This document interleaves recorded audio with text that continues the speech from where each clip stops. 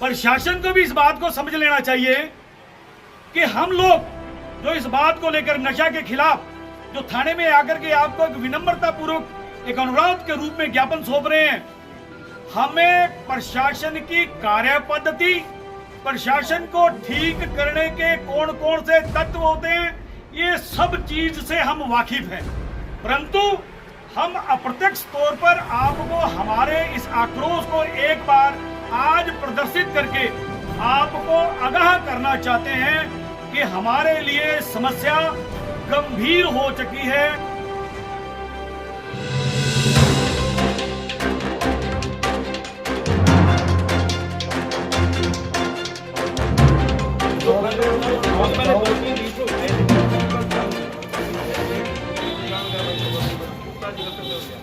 माल के साथ पकड़वाने साथ पिनपॉइंट होती है, लड़के निगाह में से निकालो, वो लड़के कार्रवाई करेंगे इसमें उनके ऊपर किसी आपको साथ में पकड़ के आप खरीदार को पकड़ के देगा। बहुत अच्छी बात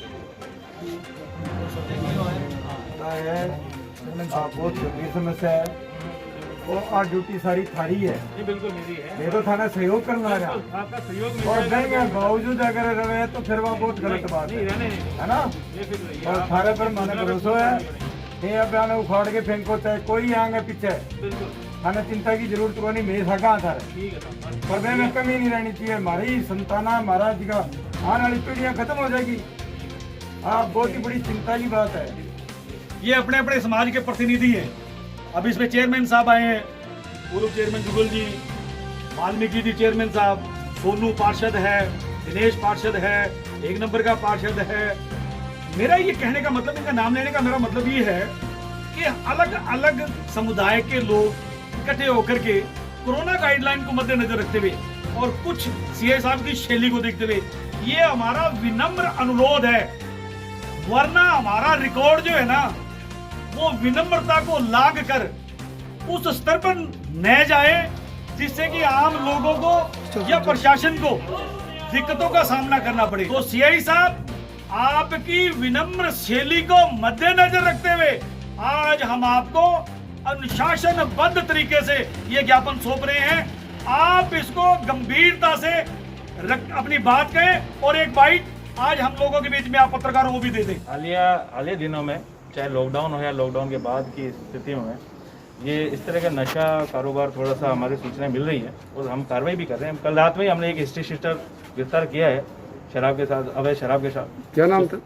प्रेमनाथ, ठीक है, उसको अरेस्ट किया है, उसको आज अभी कोर्ट में पेश करेंगे। इसके अलावा एक एनडीपीएस की कार्रवाई परसों नाइट में की है, ठीक है। इसके अलावा मैं मंडी में भी सूचना एकत्रित कर रहा हूँ और अब तो हमारा समाज हमारे साथ है, कर्णपुर की पब्लिक हमारे साथ है। अगर हमें सूचना मिलती है तो हम तुरंत कार्रवाई करेंगे।